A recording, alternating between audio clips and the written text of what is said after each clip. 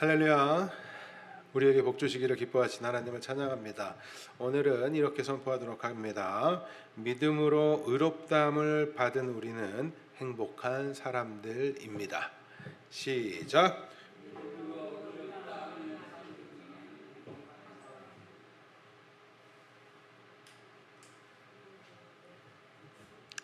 한 번 더 선포합니다. 우리는 예수 믿는 행복한 사람들입니다.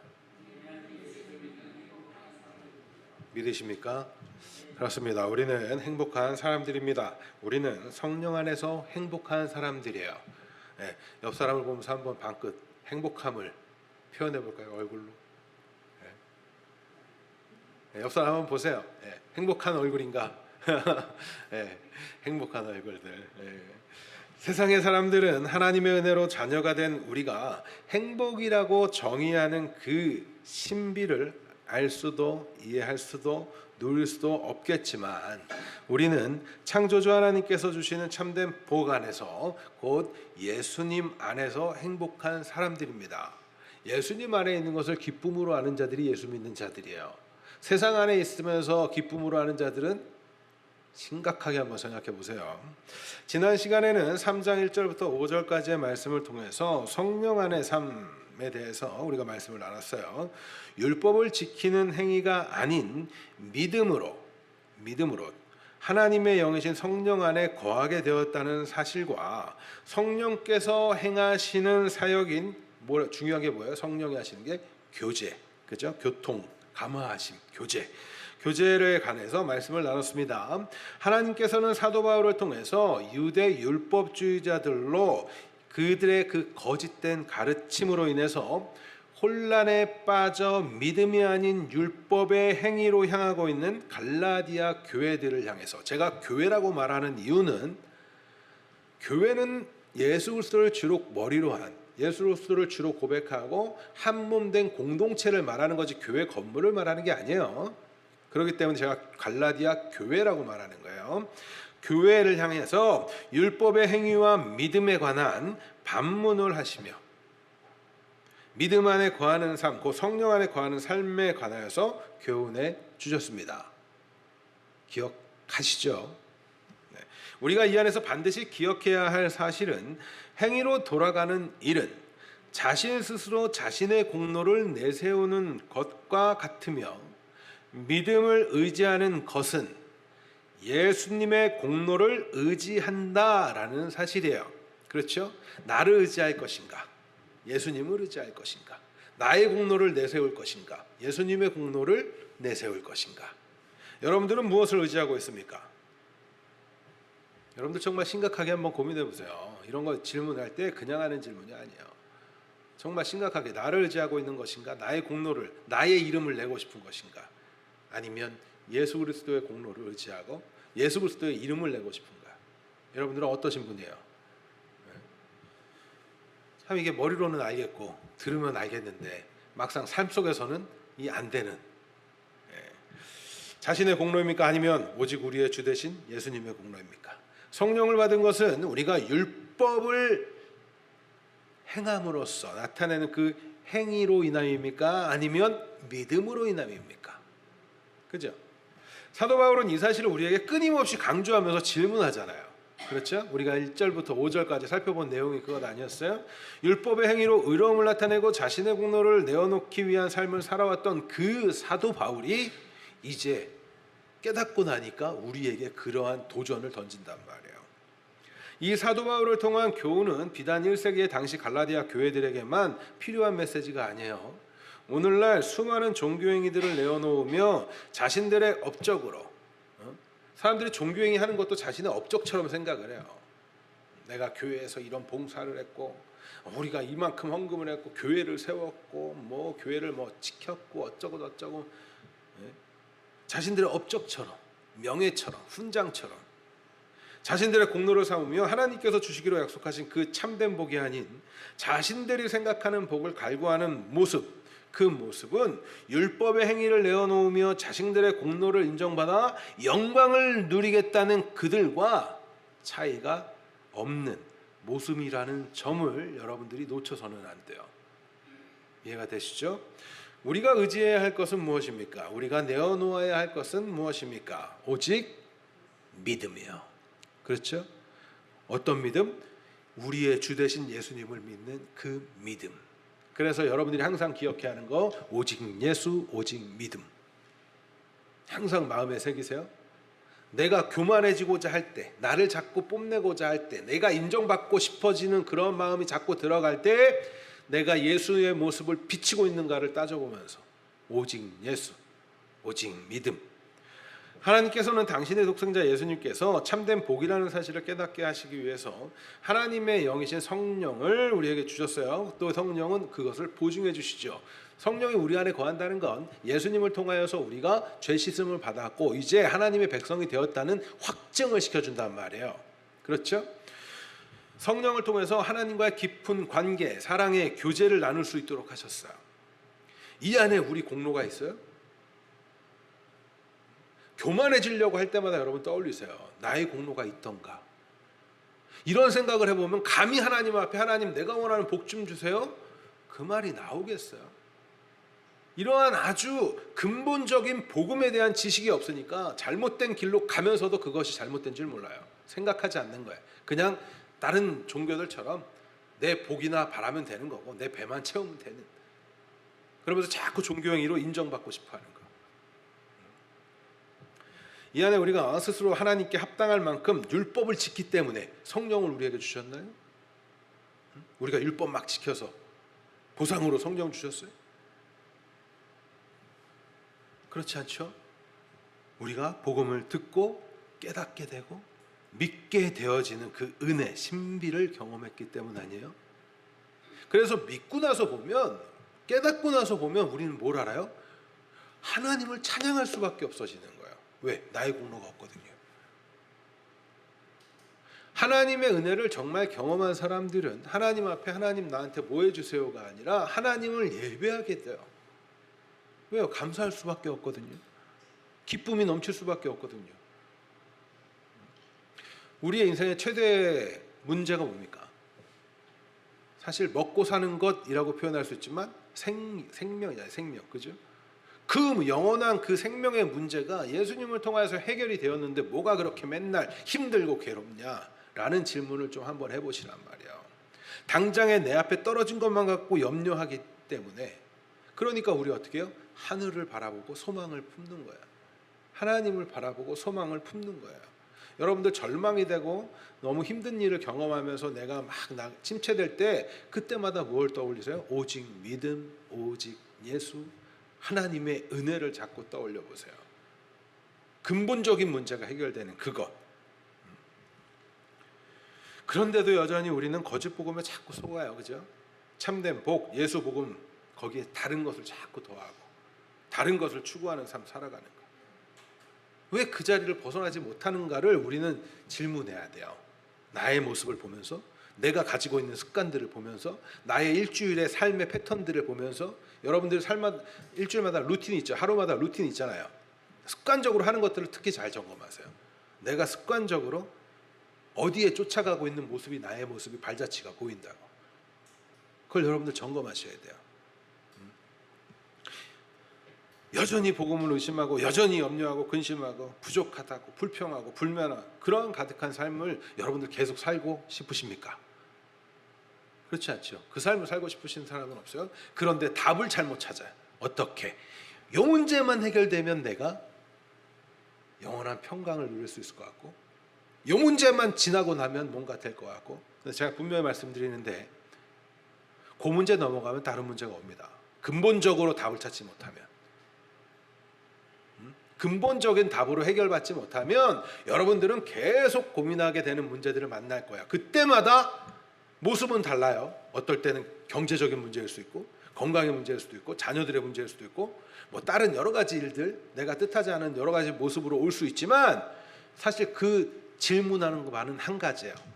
너는 이러하면도 나를 믿고 따르겠느냐? 하나님과의 관계에 대한 질문이란 말이에요. 하나님은 이거 버리고 나를 쫓을래? 주님 뭐라 그러세요? 다 버려두고 나를 따르라 라고 말씀하신다. 그런데 나는 자꾸 요거 해결해 주면 내가 따를게요. 조건을 제시해요.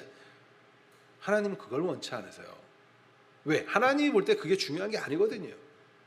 그런데 우리는 자꾸 내가 요거 중요하다고 생각하고 요거 해결해 주면 내가 그때부터 열심히 할게요.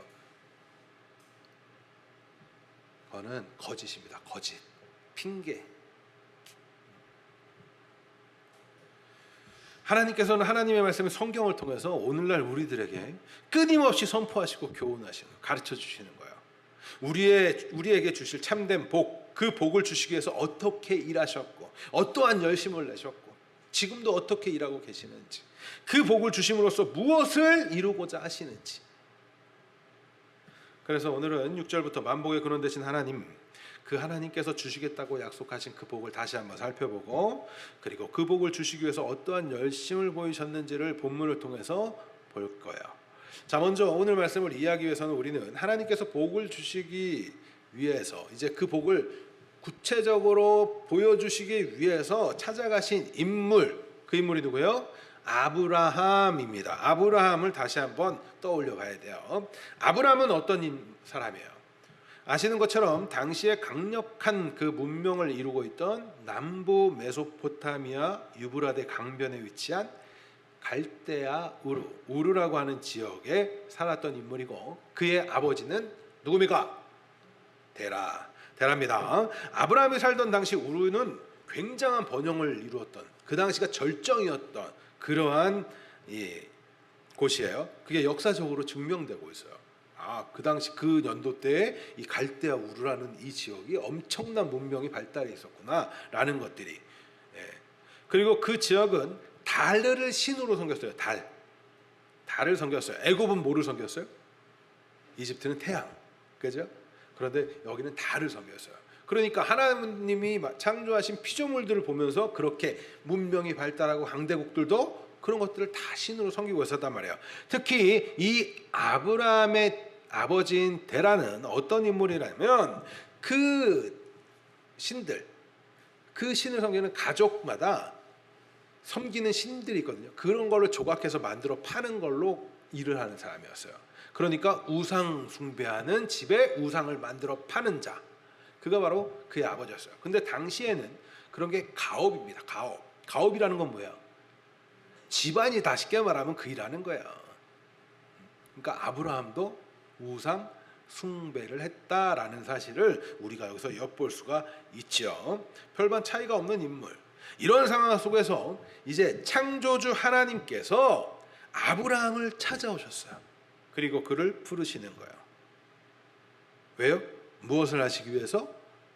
그에게 복 주시기 위해서. 하나님의 크신 계획을 이제 역사 가운데 더욱더 펼쳐가면서 구체적으로 그 일을 하시기 위해서.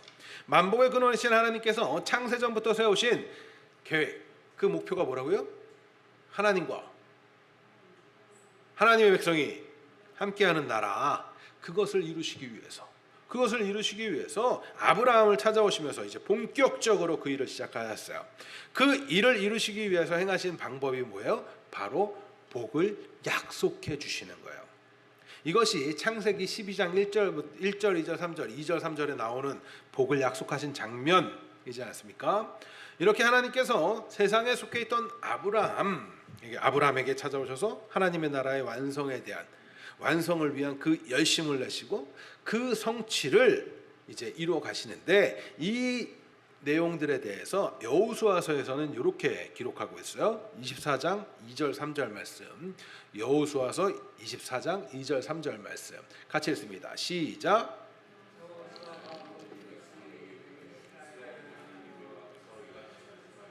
옛적에 너희 조상들 곧 아브라함의 아버지 나홀의 아버지 데라가 강 저쪽에 거주하여 다른 신들을, 여기서 강 저쪽은 어디요? 우르 얘기하는 거예요. 다른 신을 섬겼으나 3절, 내가 너희의 조상 아브라함을 강 저쪽에서 이끌어내어 가나안 온 땅에 두루 행하게 하고 그의 씨를 번성하게 하려고 그에게 이삭을 주었으며. 그렇죠, 우상 숭배했단 말이에요, 그 저쪽에 있을 때. 그런데 내가 하나님께서 그 찾아오셔서 그를 부르시고 그에게 복을 약속하시고. 중요한 사실은 하나님께서 세상에서 세상 사람들과 똑같은, 아니 어쩌면 더 세상에 있었던, 그죠? 자신의 배를 위해서 우상 숭배하며 살아갔던 인물, 그 인물 아브라함에게 찾아오셨고 그를 부르셨어요. 무엇을 약속하시며 복을 약속하시며. 일반적으로 사람들은 아브라함이 하나님의 말씀을 듣고 따라간 그 사실에 대해서 처음부터 믿음이 있었다라고 생각을 하지요. 믿음에 따른 순종을 이야기하면서 애초부터 아브라함은 굉장한 믿음의 소유자로 믿음의 조상이라고 생각을 해요. 하나님께서 아브라함에게 약속하신 복을 이 세상에서 살아가면서 누리는 그 복, 세상 사람들이 말하는 복이라고 생각하면서 아브라함은 복의 근원이다라고도 생각을 하죠. 그래서 오늘날도 많은 사람들이 하나님의 복을 이야기할 때 아브라함이 받은 그 복 이야기를 하면서 자신들도 이제 하나님을 믿으니까 그 복, 자신이 생각하는 복을 주시는 분이 하나님이라고 많이들 생각하고 그렇게 배우기도 했고, 그렇죠? 그래서 여러분들은 아브라함의 복을 받아야 되고 아브라함, 이삭, 야곱의 축복을 받아야 되고 막 이렇게 생각을 하는 그런 사고를 갖고 있는 분이 아직까지도 굉장히 많습니다. 많은 성도들이, 성도라고 하시는 분들이 그렇게 이해를 해요. 하지만 여러분들 과연 그러한 메시지일까요? 분명한 건 여러분들 아셔야 될 거, 성경은 통일성이 있고 일관적이에요. 그 사실을 먼저 떠올리세요. 성경을 깊이 묵상해 보면, 묵상하면서 연구해 보고 살펴보고 읽어보면 처음 아브라함이 하나님을 따라 나섰던 목적은 뭐였을까요? 세상이 누리는 복 받겠다고. 자, 당시에 하나님께서 처음부터 하늘의 풍성한 복, 그것의 실체를 보여주시면 알까요? 몰랐단 말이에요. 왜? 가치관이 뭘로 갖춰져 있으니까. 우리 이전처럼, 우리의 이전 모습처럼 세상 가치관 그거 얻는 게 예수 믿는 거라고 생각하는, 예수 그 복 얻기 위해서 예수 믿는 거라고 생각했던 우리들처럼 세상 가치관에 여전히 사로잡혀 있었던 것처럼 혼란스럽죠. 여러분들 솔직히 성경 우리가 함께 모여서 예배드리고 말씀 배우면서 많이 혼란스럽지 않았어요? 성경에서 주겠다고 하는 복이 정말 그게 아닌 거야? 이렇게 하나님이 주시겠다고 약속하신 복이 그 복이 아니었던 거야? 예수님을 믿으면 세상에서 모든 문제가 해결되고 모든 질병도 떠나가고 막 이런 그런 거 아니었던 거야? 라는 거를 들었을 때 어떻어요? 내가 지금까지 뭘 잘못 알고 있었나? 어느 게 맞는 거야? 저 목사가 말하는 게 맞는 거야? 아니면 내가 지금까지 듣고 배웠던 게 맞는 거야? 막 혼란스럽지 않았어요? 예수 믿어서 나는 여기서도 잘 되고 저 땅에서도 하늘나라도 가고 막 이랬으면 좋겠는데 막 이런 생각하면서 막 혼란스럽지 않았어요? 그런 것처럼 이 아브라함도 그러한 혼란스러운 상태의 경험을 했단 말이에요. 그렇기 때문에 하나님께서는 천국의 그 풍성함을 사실은 어떻게 표현해 줄 수가 없잖아요. 우리가 알아들을 수 있게. 그러기 위해서 표현해 주는 방식이 바로 복이라는 개념인 거예요. 이해가 되시나요? 마이크 나오나요? 네. 복이라는 개념이에요. 그래서 처음 아브라함이 하나님을 따라 나섰을 때의 목적은 그는 세상에서 누리는 복을 주겠다고 하는 그 어떠한 신, 여러 달의 신도 있고 자신 생각할 때 이것도 있고 저것도 있고 하는 그 신, 그 중에 어떠한 모르는 존재가 나타나서 자신에게 복 준다고 하니까 따라 나서는 것뿐이란 말이에요. 자, 우리가 생각할 때 그게 믿음인가요? 뭐 어떤 면에서는 믿음이라고 할 수도 있겠죠. 그런데 성경이 기록된 그 초기의 모습들을 자꾸 한번 봐보세요. 그러면 그거 과연 믿음일까라는 생각이 더 들어요. 자신이 생각하는 복을 얻기 위해서 아브라함이 했던 행동들이 뭐가 있어요? 애굽에 내려갔을 때 아내를 누이라고 속이고 자기 복을 원하고 살아요. 그러한 인물이에요. 또 이스마엘을 왜 낳았어요? 하나님이 약속하신 그 약속에 아들이 태어나지 않으니까 자신이 복 누려야겠거든. 왜? 하나님의 복이 뭐였어요? 우리 이따가 읽겠지만 자손을 많게 해주겠다. 자식이 없는데. 그러니까 뭐야? 내가 해야지. 뭘 의지하는 거예요? 나의 지혜, 나의 생각, 나를 의지하는 거예요. 그러니까 그는 복에 대한 개념이 없는 거예요. 이스마엘을 낳기도 하고, 또 분명히 하나님은 하나님의 그 자손을 통해서 한다 그러는데 누구를 후계자로 세우려고 그랬어요? 누구를? 그가 신임했던 종 있잖아요. 나중에 이삭을 부인을 얻기 위해서 보낼 때 누구 종을 보내잖아요. 그 사람 누구예요? 엘리에셀을 후계자로 삼으려고 하기도 하고. 그건 뭐 하는 거예요? 하나님을 절대적으로 신뢰하는 거예요? 하나님과의 관계를 정말 제대로 알았고 하나님과 함께하는 그 나라가 진짜 복이라는 사실을 알았다면 그거 안 했겠죠. 그러니까 우리는 이런 것들을 통해서도 알 수 있는 거야. 그가 아직까지는 몰랐구나. 뭐를? 하나님께서 주시겠다고 그러는 그 복의 실체를. 아시겠죠? 하나님께서 이루어 주시지 않으면 자신의 뜻과 계획으로 이루리라. 내가 해볼게. 자신의 의를 내세우는 모습. 그는 처음부터 이삭을 내어놓을 수 있는 만큼의 절대적인, 하나님을 절대적으로 신뢰하는 그러한 믿음의 소유자가 아니었어요. 그런 자를 하나님께서는 어떻게 해요? 언약을 맺어주시고 그의 잘못된 판단에도 불구하고 그를 심판하고 책망하고 꾸짖는 것이 아니라 다른 것들을 행하시면서 그에게 자꾸 보여주시죠. 이러한 거, 자, 너희가 세상에 니네가 섬기던, 세상 사람들이 섬기던 달이나 태양을 섬기던 그것들이 주는 게 아니라 그 모든 것도 누구로부터 나온 거야? 나로부터 시작되는 거야. 내가 복이야. 하나님 자신이. 내가 만보의 근원이야. 그런데 진짜 복이 뭔 줄 아니? 너랑 나랑 사랑하는 거야. 내가 주는 어떠함이 아니라 함께 나랑 사랑하는 거야. 교제하는 거야. 나랑. 하나님 그거 말씀하시는 거라고요. 아브라함을 그렇게 믿음의 소유한 자로 세워가시기 위해서 하나님께서는 끊임없이 설득하시고 오래 참으시고 기다리시고 인도하시고 그 끝내 100세에 낳은 아들을 내어놓는 그 믿음의 조상으로 하나님 만들어 가신다고. 거기에는 뭐가 있어요?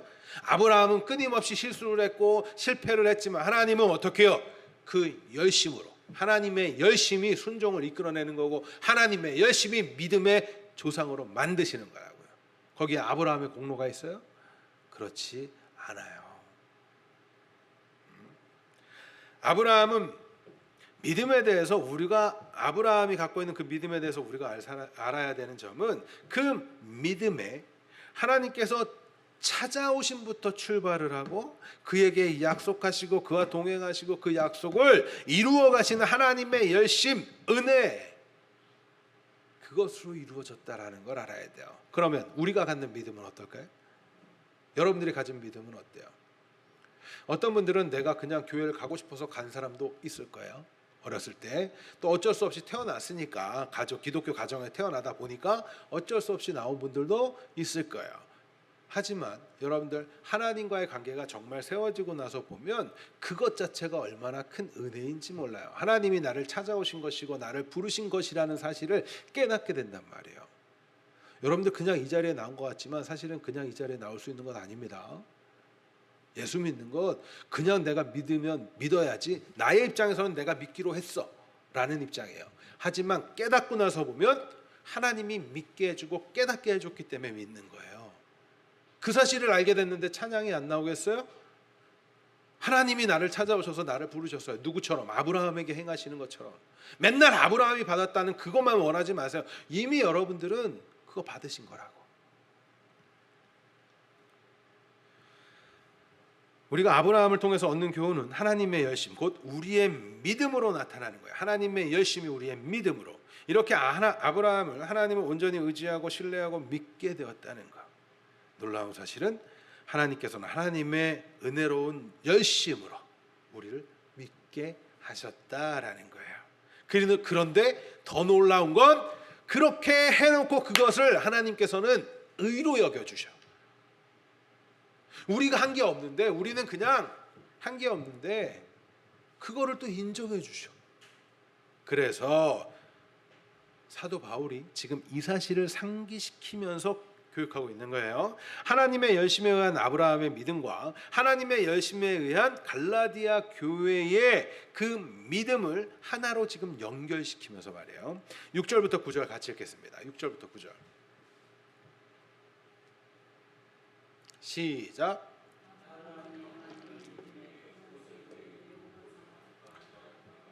그런즉 믿음으로 말미암은 자들은 아브라함의 자손인 줄 알지어다. 또 하나님이 이방을 믿음으로 말미암아 의로 정하실 것을 성경이 미리 알고 먼저 아브라함에게 복음을 전하되 모든 이방인이 너로 말미암아 복을 받으리라 하였느니라. 그러므로 믿음으로 말미암은 자는 믿음이 있는 아브라함과 함께 복을 받느니라. 아멘.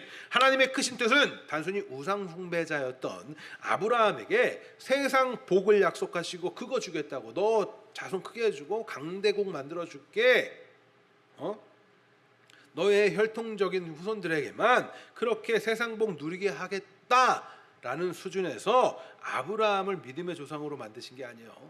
그렇게 여러분들 성경 보시면 안 돼요. 아시겠나요? 그게 한국 교회를 망친 거예요. 건강한 신앙 생활을 하시는 분들이 적은 이유 중에 하나. 하나님의 뜻은 아브라함을 통해서 믿음을 알도록 하시기 위함이라는 점을 아셔야 돼요. 뭐를 알게? 믿음. 믿음의 조상인 이유는 뭘 알게 해주기 위해서? 믿음. 따라합니다. 믿음. 믿음. 크게 믿음. 이 사실이 중요한 이유가 뭐예요? 하나님의 열심으로 만들어가는 그 믿음 안에 거하는 사람들, 그들이 누구예요? 하나님의 백성들, 하나님의 자녀, 약속의 언약의 백성들. 이거는 혈통과 상관이 있다 없다? 없다. 자, 유대인들은 혈통과 상관이 있다고 생각을 했어요. 아브라함도 그랬고, 그죠? 그런 모습으로 이어져 가요. 왜?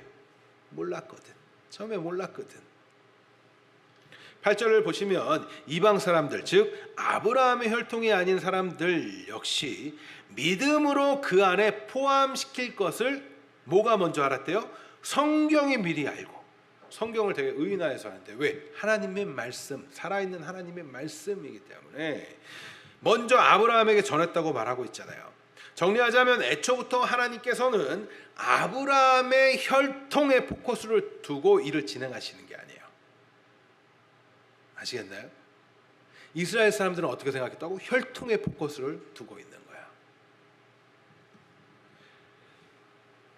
혈통이 아니라 뭐에 포커스를 둬요? 믿음. 믿음에 포커스를 두고 계시는 거예요. 그 사실을 지금 사도 바울은 강조하고 있는 거예요. 그렇다면 오늘날 우리는 어때요? 우리도 하나님의 열심으로 믿음을 선물로 받은 자들이에요. 맞습니까? 하나님의 은혜로 믿음을 받는 자들이에요. 아브라함처럼, 갈라디아 교회의 사람들처럼. 그렇다면 우리 역시 아브라함에게 약속하신 그 복 아래 있는 자들 맞습니까? 아닙니까? 맞아요. 우리가 그 언약의 후손, 믿음의 후손이라는 얘기는 그 언약이 계승되는 거잖아요. 그러니까 우리는 언약의 후손이 맞는 거예요. 믿는 자는.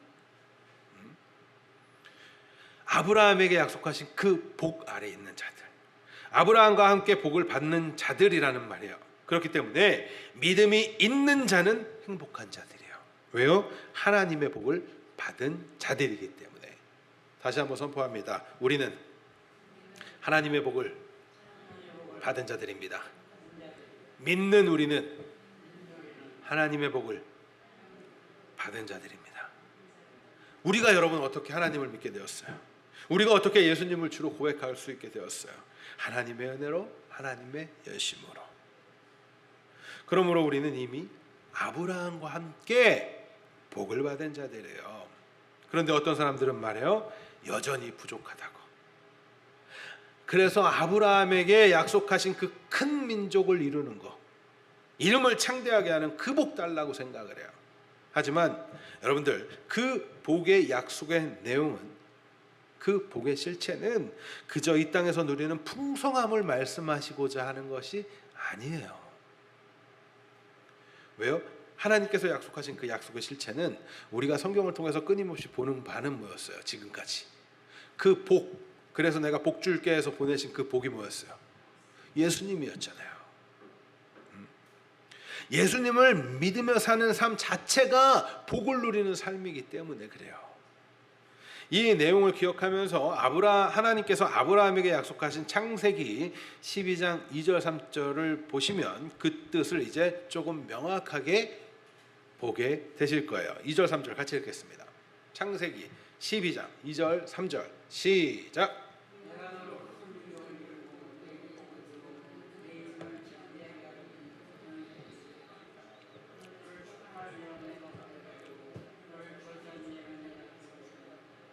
땅의 모든 족속이 너로 말미암아 복을 얻을 것이라 하신지라. 우리가 살펴본 바처럼 아브라함의 자손은 어떤 사람들이 아브라함의 자손이요? 단지 혈통적인 사람들이었다? 아니다. 어떤 사람들? 믿음 안에 있는 자들. 그렇다면 큰 민족은 어떤 민족이겠어요? 믿음의 민족이겠죠. 이해가 되세요? 믿음의 민족. 그렇기 때문에 믿음 안에서 큰 민족을 이루는 아브라함은 우리의 조상이 되는 것이고, 여러분들은 누구의 자손이에요? 아브라함의 자손이란 말이에요. 믿음의 자손. 그 이름 역시, 아브라함의 이름 역시 창대해졌죠. 그죠? 뿐만 아니라 바울이 설명하는 바와 같이 이미 하나님의 복이 모든 족속에게, 여기서 모든이라는 게 중요해요. 모든, 여기 혈통, 아브라함 너의 혈통에게만 이라고 표현하나요? 아니에요. 모든 족속에게 전해질 것을 말씀하셨어요. 그래서 축복하는 자들에게는 뭘 주세요? 아브라함을 축복하는 자에게는 복을 주시고, 저주하는 자에게는 저주하신다. 그러면 아브라함을 우리가 생각할 때는 뭘 떠올려요? 믿음. 믿는 자들을 축복할 때는 복을 주시고, 저주할 때는 저주하신다. 이런 말씀이 되는 거죠. 땅의 모든 족속이 아브라함과 같은 복을 얻을 것이라고 분명히 말씀하신다는 점. 그렇다면 그 축복하는 자에게 복을 주시고 저주하는 자에게 복을 주시겠다는 메시지는 어떤 메시지가 되겠어요? 오늘 본문 말씀 10절에서 14절 말씀을 통해서 한번 이해해 보자라는 거예요. 10절부터 14절 같이 읽겠습니다. 오늘 본문 시작. 무릇 율법 행위에 속한 자들은 저주 아래 있나니 기록된 바 누구든지 율법책에 기록된 대로 모든 일을 항상 행하지 아니하는 자는 저주 아래 있는 자라였습니다. 또 하나님 앞에서 아무도 율법으로 말미암아 의롭게 되지 못할 것이 분명하니 이는 의인은 믿음으로 살리라 하였습니다. 율법은 믿음에서 난 것이 아니니 율법을 행하는 자는 그 가운데서 살리라 하였느니라. 그리스도께서 우리를 위하여 저주를 받는 바 되사 율법의 저주에서 우리를 속량하셨으니 기록된 바 나무에 달린 자마다 저주 아래 있는 자라 하였습니다. 이는 그리스도 예수 안에서 아브라함의 복이 이방인에게 미치게 하고 또 우리로 하여금 믿음으로 말미암아 성령의 약속을 받게 하려 함이라. 앞서 읽은 창세기 12장 3절에서 아브라함을 저주하는 자는 저주를 받는다고 말씀하셨어요. 그런데 오늘 본문에서는 뭐라고요? 율법의 행위에 속한 자들은 뭐 아래 있다고요? 저주 아래 있다고요. 그렇다면 이 구절을 통해서 우리가 알 수 있는 바, 생각해 볼 수 있는 바가 뭐예요? 아브라함을 저주하는 자들은 어떤 자들이에요? 믿지 않는 자들이에요. 하나님을 인정하지 않는 자들이에요. 그렇죠? 믿음은 전적으로 하나님의 공로에 의지하는 것입니다. 하지만 믿음 안에 거하지 않는다라는 것은 뭐를 의지한다라는 거예요? 하나님의 공로가 아닌 자신의 공로를 의지한다라는 거예요.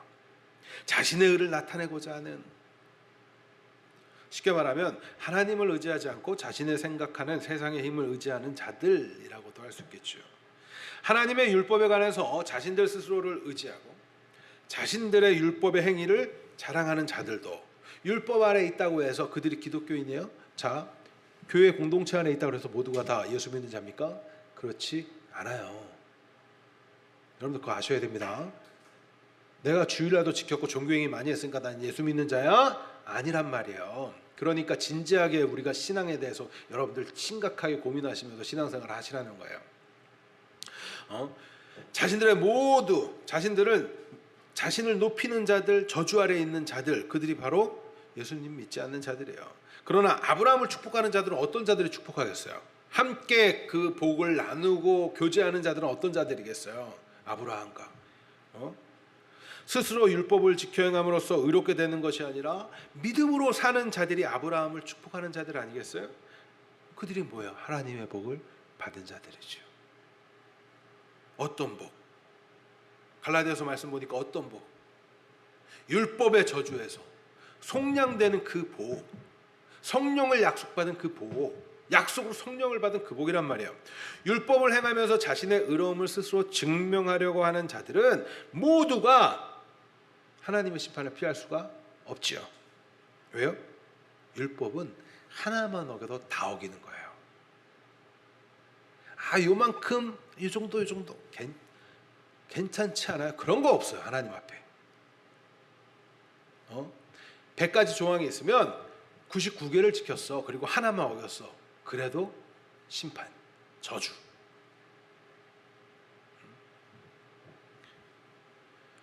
우리도 사실은 그 안에 있던 자들이죠. 우리도. 그런데 예수님께서 우리를 대신해서 저주를 받으시죠. 율법의 저주에서 우리를 속량하셨다는 그 사실을 믿는 우리들은 그 믿음으로, 지금 제가 강조하는 그 단어들 잘 기억하세요. 믿음으로 살게 된 복받은 자들입니다. 예수를 믿는 건 복받은 거예요. 나의 공로가. 이제는 우리는 율법 아래 있지 않잖아요. 그죠? 율법의 종으로 있지 않단 말이에요. 자, 여전히 이제 명절이 다가왔으니까 우리나라는 대부분의 집안이 유대교가 아니라 그 유교의 영향을 받았죠. 그거를 보면서 참 이게 우리가 성경을 이해하기가 참 좋아요. 유교 같은 거 어때요? 유교는 제사 지내고 막 이런 형식과 절차 이런 게 굉장히 까다로워요. 정말 이렇게 제대로 하는 데들은 엄청나잖아요. 그렇죠? 그거 하나 어겨서도 안 되고 여기다가 뭐 하나 어겨서도 안 되고 막 자기들끼리 막 만들어 놓고 이런 거 많아요. 다 잘났는데 숟가락과 젓가락 위치만 바뀌어도 문제가 되는 거예요. 얼마나 무겁겠어요. 어느 종갓집은 1년에 몇 번 제사를 한다고. 그러한 모습에서도 우리가 생각해 볼 수 있잖아요. 그거마저도 그런데 이거는 그냥 단순히 제사 지내고 뭐 한 번 실수하고 이런 정도가 아니라 목숨이 걸려 있는 문제라고. 목숨이, 생명이. 우리가 믿게 되는 거는 정말 놀라운 은혜를 받은 거, 놀라운 복을 받은 거예요. 예수님께서 나무에 달리심으로써 사실 예수님이 나무에 달리셨다라는 건 뭐예요? 저주를 받았다는 거예요. 그런데 아시겠지만 여러분들 예수님이 저주를 받으셨어야 되는 거예요? 아니죠. 예수님은 저주를 받으시면 안 되는 분이잖아요. 그런데 저주를 받으시는 거예요. 하나님께서는 하나님의 그 진노, 저주를 예수님께 쏟는 거예요. 우리가 받아야 할 그 저주를 예수님께서 친히 받으시는 거예요. 이를 통해서 예수님을 믿는 우리들에게는 하나님의 공의로운 그 진노, 그거를 이제 받지 않게 되는 거예요. 물론 영적으로 예수님 안에서 우리가 받은 거다라고 할 수 있겠지만 우리는 이제 더 이상 그 진노를 받지 않아요. 그래서 우리는 심판을 두려워하며 사는 자들이 아니에요. 많은 분들이 착각하는데 심판을 두려워해요. 예수 믿으면서도 나중에 이러면 어떡하지? 여러분들 그걸 걱정할 것이 아니라 내가 지금 하나님과의 관계가 깊은 관계를 맺고 있는가라는 것이 중요해요. 마이크 소리 안 나오는 것 같은데. 그죠? 그게 중요하다고. 그게.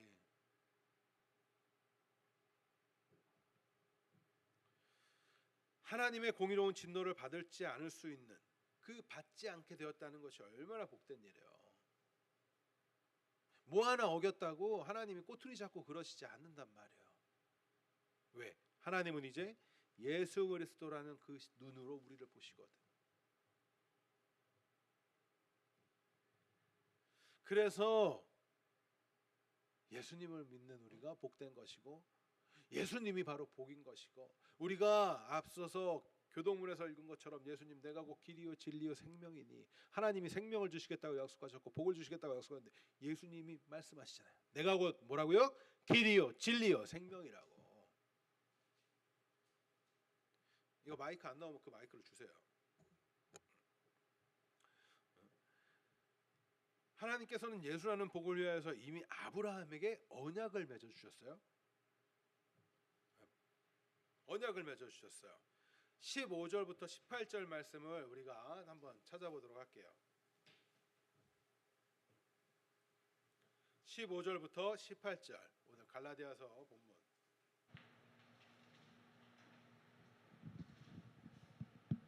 찾으셨어요? 15절부터 18절 말씀. 네.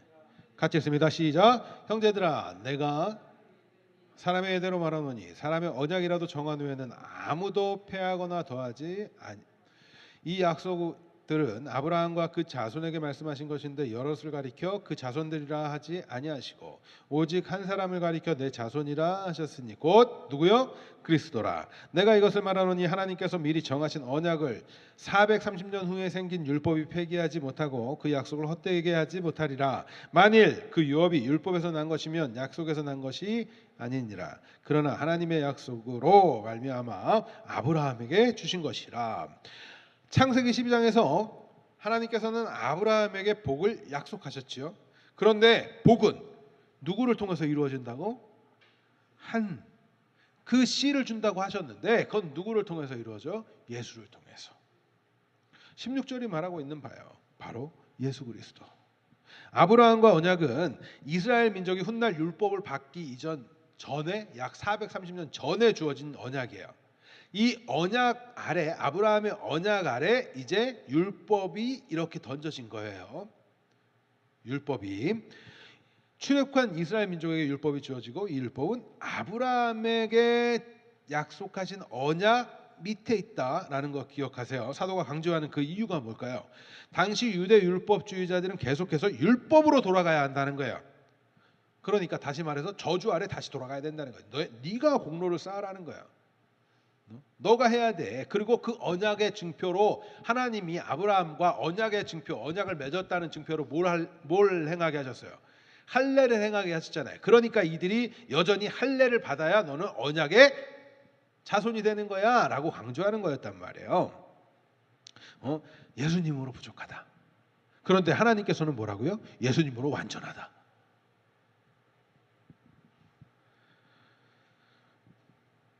다시 율법을 지켜야 하고 할례를 받아야 한다. 그래야 아브라함의 약속하신 복을 받을 수 있다. 왜?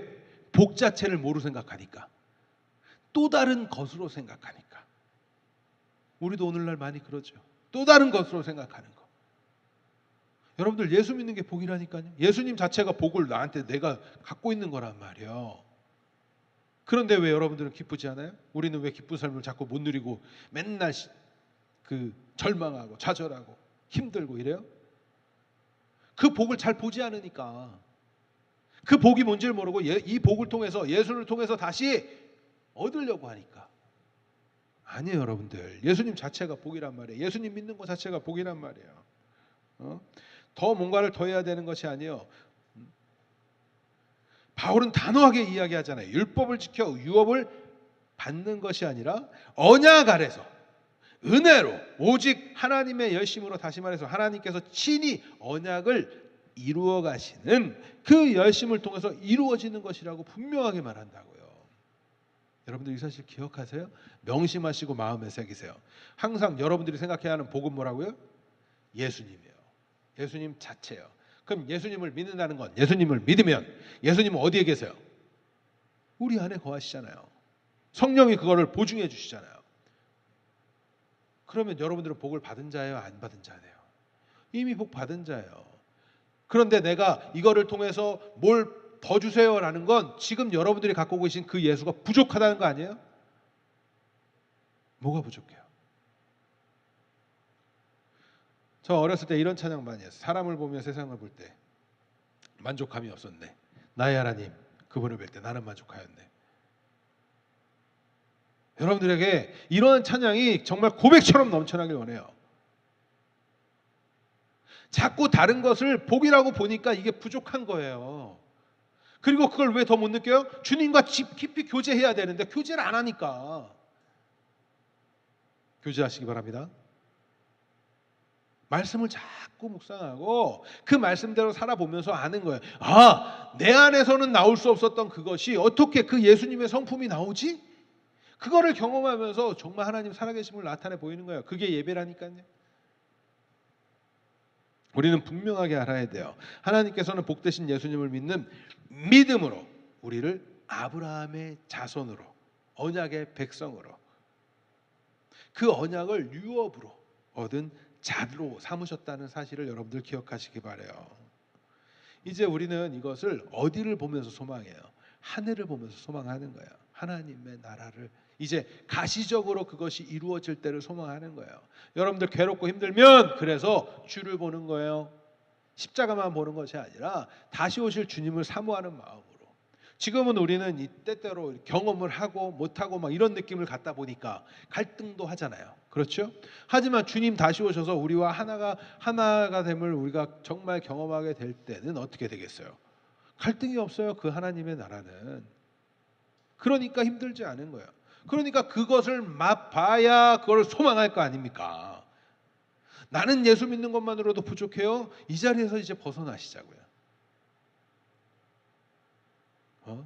이것도 돼야 되고요. 저것도 돼야 되고요. 이 자리에서 벗어나시자고요.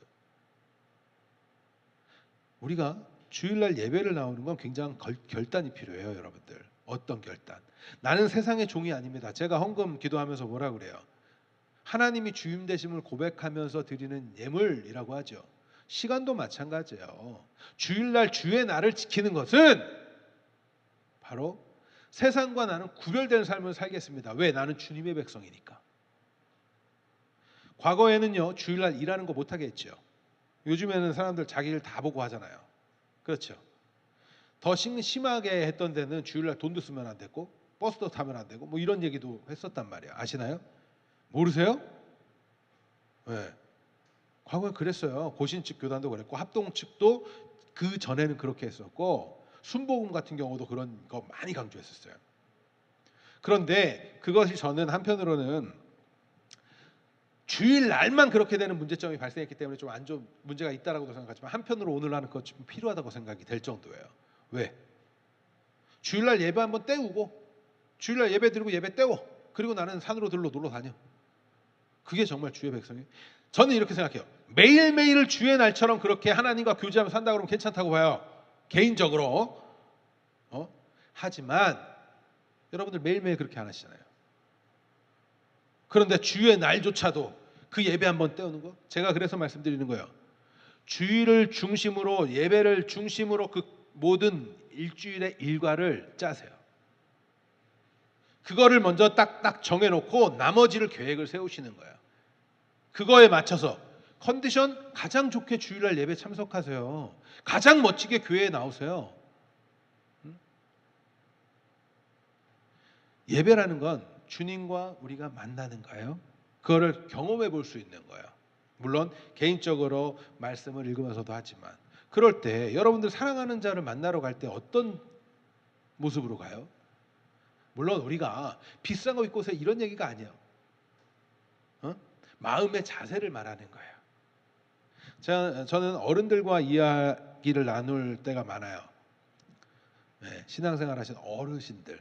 근데 그분들의 옛날 이야기들을 들어보면 순수하면서도 물론 잘못된 부분이 굉장히 있지요. 기복적인 그 신앙으로 갔던 부분들에 있어서 잘못된 것이 있지만 그럼에도 굉장히 순수했던 부분들이 있어요. 하나님을 사랑하고 하나님 앞에 이렇게 해야 되는 그 마치 정성을 다하는. 근데 오늘날 우리는 너무나 그런 것들은 또 너무 없어져 버린.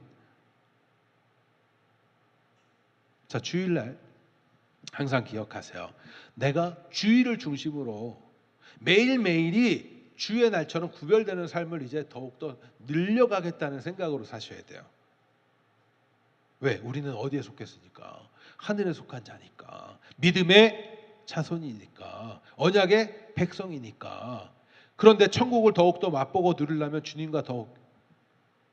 그래서 주일날 평일날 교회만 나와야 되고 막 이런 얘기를 하는 게 아니잖아요. 제가 아시죠?